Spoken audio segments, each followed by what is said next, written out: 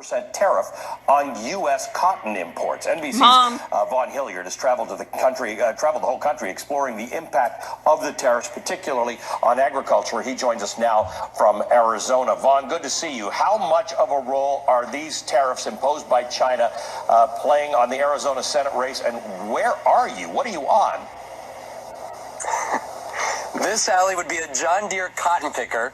We're about 3 hours east of Phoenix, here in Safford, Arizona. This is a plot of land by Dennis Palmer. He has 3,300 acres around here, and so often in these elections we pay attention to the city cores of Phoenix and Tucson and Flagstaff, but you got to go outside. Arizona's a big state, and look at places where Donald Trump won by 40 percentage points. This is Graham County, because Martha McSally is the Republican in this race, and she is going to need some of that base that Donald Trump relied on. Remember, he won Arizona in 2016 by just 3 percentage points. So we came out here and we talked with Dennis Palmer and several others involved in the cotton industry. They have been hit hard by the price drop of cotton. Just since these tariffs were put into effect, the price of cotton has gone from 90 cents per pound down to 78 cents. So we asked Dennis, does that mean that his support of the president has wavered at all? And who is he going to vote for on Tuesday night? This is what he told us. I heard him say that farmers are patriots, and we are. Why are you a patriot? What makes you a patriot? We love this country. I've never served in the military, but we support our leaders, and we love the way his economic ideas. You're willing to bear the brunt of some of these economic costs, is what you're telling me, in order for the long-term good of this trade. Yeah, I guess we really are. That's a hard question. We know that. We want it to be better in the end, but that is a problem. And you're willing to sacrifice you and your own family and the paycheck even for that good? Yes. Allie, Dennis is a fourth-generation cotton farmer here.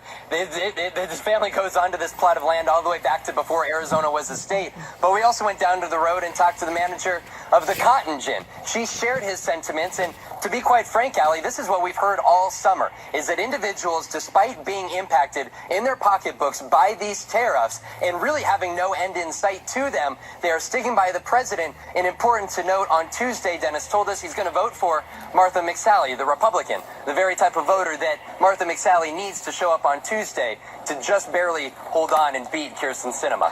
Allie? Let me ask you a question, Vaughn. You've been all across the country talking to farmers. You're in ground zero of the immigration debate in America.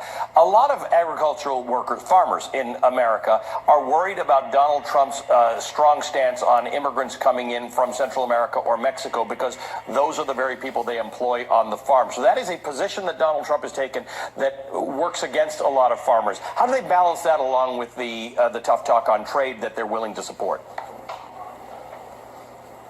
Well, in the case of Dennis, he says that he has 15 on staff. He says that everybody is here in this country legally. He says that they have gone about when it comes to getting temporary seasonal workers is not quite the situation here, as opposed to you go up into Idaho, where we were there a couple weeks ago and talking to a farmer up there, and he said that he believed that the president needed to take a more moderate tone on the forces of immigration because there are situations in which several of their workers have family back over in the likes of Mexico, and that they said that the president needs to take a softer tone. But ultimately, when you're trying to balance those situations of immigration rhetoric with that of trade and with that of their own industry, what we heard time and again was that they supported the president of the United States, and while they would have liked him to take a softer tone on things like immigration, ultimately they believe on behalf of this country that his effort on the trade front and the future of their own industry, it's worth the battle and it's worth their support. Very intriguing and nuanced. Vaughn, thanks very much. Vaughn, if you ever become a musician, this shot of you on TV right now is going to be your album cover.